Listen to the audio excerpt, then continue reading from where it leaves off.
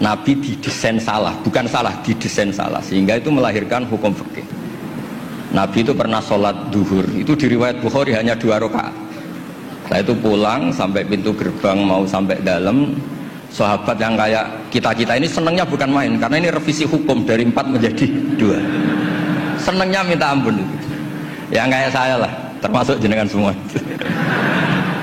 Terus kemudian sahabat yang akabiru sahabat karena beretika gak berani negur, gak berani tanya. Tapi ada sahabat namanya Dzulyaden.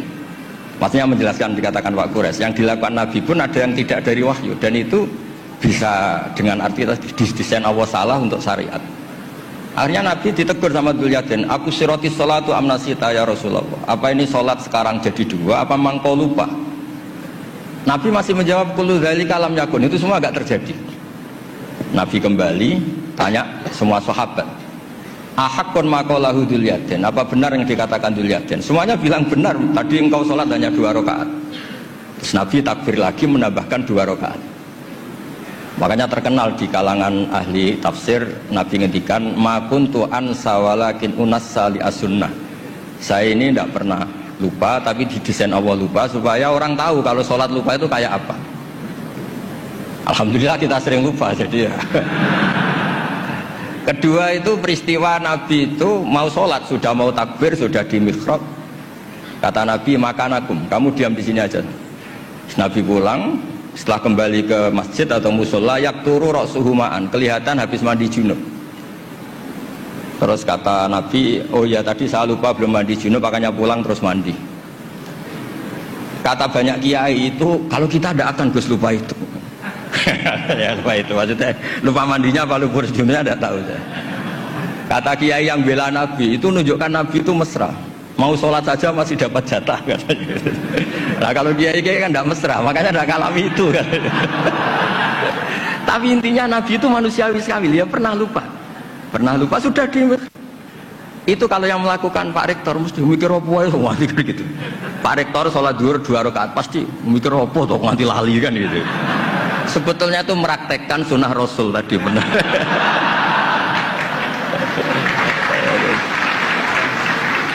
Tidak supaya nanti jenengan nggak salah paham yang dikatakan Pak Quraisy tadi. Memang ada peristiwa furu yang seperti itu. Yang terakhir saya beri contoh.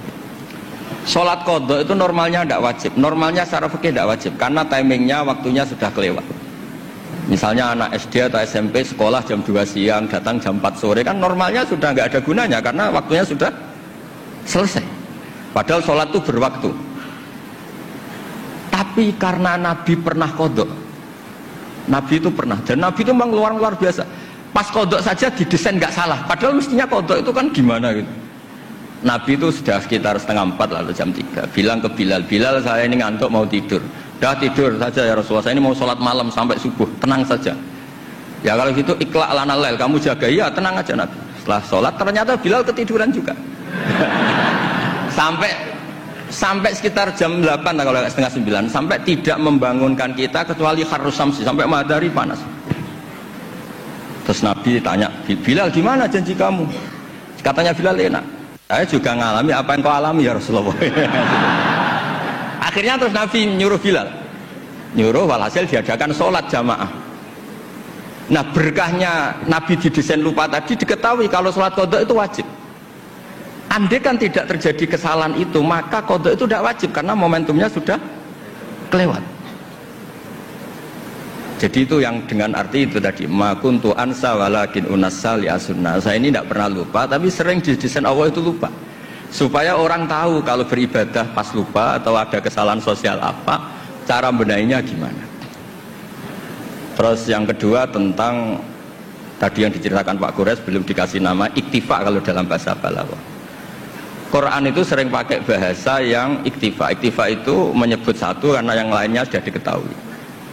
Atau dinisbatkan pada lawan bicara. Misalnya gini, kalau polisi bilang itu dibunuh oleh orang yang nggak dikenal, dicuri oleh orang yang nggak dikenal. Nggak dikenal itu binisbat kepada siapa? Kepada yang punya rumah kan. Kalau yang nyuruh kan tahu, teman malingnya kan tahu. Sodaqah rahasia, bagi yang dikasih kan tahu. Bilang rahasia binisbat ke siapa? Nah begitu juga Quran sering cerita alladzina yu'minuna bil ghaibi. Semua orang Islam tuh iman sama Nabi Muhammad SAW. Itu tidak ghaib, Nabi musyahad, Nabi maujud musyahad. Tapi iktifa bil ghaibi wa bil musyahad. Orang yang enggak kelihatan saja iman, apalagi sama yang kelihatan. Jadi ada lagi wa huwallazi yabda'ul khalqa tsumma yu'idu wa huwa ahwanu alaih. Kalian semua tahu kan langit bumi yang menciptakan saya, maka setelah hancur saya juga menciptakan lagi. Dan itu lebih mudah kata Allah. Karena logika manusia adalah mengembalikan materi yang sudah ada lebih mudah ketimbang membuat dari awal. Jadi ada beberapa bahasa yang binisbat lil mukhatab. Sehingga bahasa Quran itu sering pakai misalnya nyun sewu wajadaha takhrub, matahari kamu lihat tenggelam. Allah tidak pernah cerita faidan asyamsu gharibah, matahari tenggelam. Nggak mungkin matahari yang al-jirmul akbar, fisik yang lebih besar tenggelam di bumi yang lebih kecil, nggak ada. Tapi fi nazaril aini, menurut pandangan mata, matahari sekarang sudah tenggelam di gunung itu. Wajadaha takhrub. Nah, di ayat-ayat seperti ini Quran sangat fasih sekali. Misalnya ngendikan watarul jibala tahsabuha jamidata wa hiya tamurru marras sahab. Wajadaha takhrub. Jadi kita mengatakan matahari tenggelam itu binisbat dengan ukuran mata kita melihat matahari tenggelam. Tapi hakikatnya tidak mungkin matahari yang lebih besar ketimbang bumi kemudian tenggelam di bumi. Nah makanya aturan-aturan tafsir yang dikatakan Pak Quraisy itu pilihannya dua. Kamu pura-pura nggak tahu saja sehingga GR jadi ahli tafsir.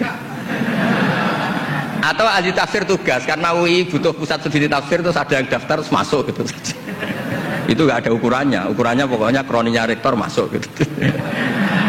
Kalau ukurannya dites ya mungkin yang lulus saya tok. Kalau dites itu yang lulus saya tok. Ya ini guyon tapi betulan katanya. Jadi apa ya gitu. Jadi memang nah yang tadi yang dikatakan Pak Quraisy memang benar, banyak lafadz ta yang lil wahdah bukan lil jinsian. Memang Baqarah itu lil wahdah bukan lil jinsi. Dan memang di beberapa tafsir termasuk tafsir di Kemenak itu juga masih diberi kata betina. Itu satu-satunya kita bela itu nyari tafsir-tafsir yang kebetulan sejenis. Ada riwayat mengatakan itu unsan, ngintipnya kapan? Tapi memang di bahasa Arab tuh gitu ya. Makanya Abu Hanifah dulu pernah dibully, ditanya apa Namlatu Sulaiman. Beliau zaman itu mungkin belum ila darujatil mustahid, jawab perempuan. Alasannya qalat namlatun. Terus diingatkan sama ahli bahasa itu namlah liwahdatil jinsi, karena dari kata ya ayuhan namlu ketika jenis pakai tanpa tak, ya ayuhan namlu dkhulu masakinakum ketika sudah wahdah qalat namlatun. Makanya di antara argumentasinya Nabi Adam dulu nanti itu mau debat sama malaikat kan kata Allah kan wala taqrabah hadis syajarah, pohon itu berarti satu tok yang dilarang, yang lainnya boleh. Jadi itu masalah-masalah yang setidaknya karena Anda dengar dari Pak Quraisy, dari saya, setidaknya bertobat lah. Kalau tidak ahlinya ya jangan ikut gitu. Itu aja berkahnya mengerti, kalau tidak mengerti itu ya itu. Jadi ya bertobat, kalau tobatnya diterima ya alhamdulillah, kalau enggak ya berharap diterima kapan-kapan. Nanti ini Pak Rektor biar ini di struktur UI itu atasan saya, tapi beliau